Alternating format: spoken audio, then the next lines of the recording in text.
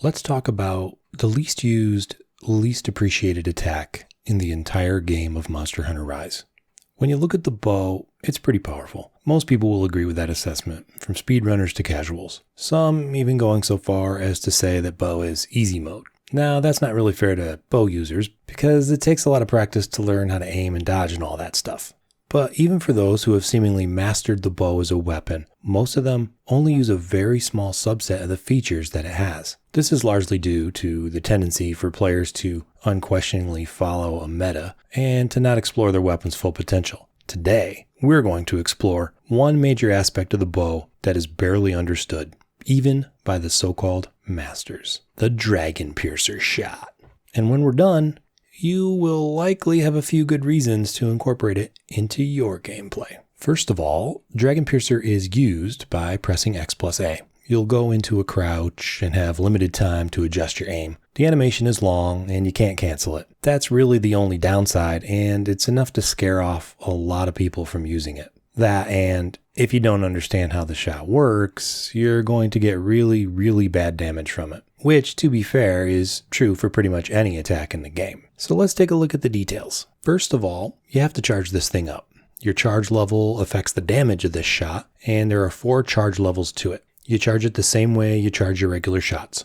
Hold down ZR, make a 3-shot combo, and or use charging sidestep. Using the Dragon Piercer at the end of a combo will ensure that you have a level 4 charge on it. You can use Dragon Piercer after dodge bolt, after charging sidestep, or any other shot and still hold the charge. The special ammo up 2 armor skill gives you a 20% damage boost, definitely worth it. Shot type up, for example, Pierce up or Rapid up, does nothing to boost Dragon Piercer damage. Dragon Piercer will crit, so weakness exploit and crit boost are definitely useful here. Your attack plus the element boosts the damage of Dragon Piercer as you might expect. All arrow coatings apply, also as you would expect, so you can use the status effects or the power coating to even further boost damage.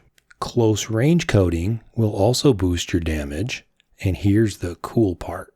Close range coating does not reduce critical distance of the Dragon Piercer shot like it does for regular bow shots. And the reason that's awesome is because the critical distance for Dragon Piercer is fixed at about 6 rolls, which is an insane distance to shoot from. Monsters don't even know you're there from that distance. Now for aiming, Dragon Piercer shot type hits like Pierce in that it has up to 7 hits and can cross hit zones. So make sure you're lined up properly to get all 7 hits. Unlike all the other shots, this one does not require stamina, making it a great way to finish a combo when you can't keep going.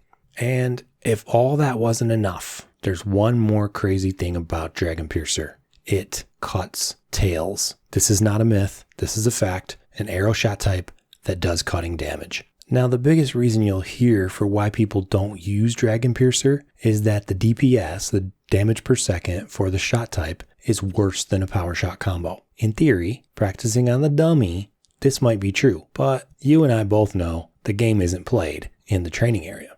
All that said, when does it make sense to use Dragon Piercer? First and most obviously, tail cuts. Second, at the end of a combo when your stamina is low. Third, a downed or disabled monster at the end of a power shot combo. Similarly, when you stagger a monster and the monster falls far away and you can't get close enough to him fast enough, the extra long critical distance will allow you to still hit him before he gets up.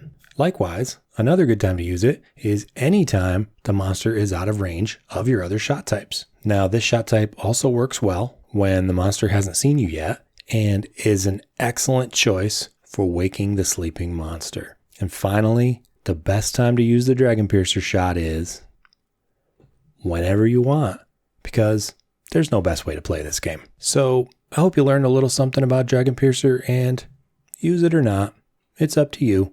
I'll be over here carving these tails.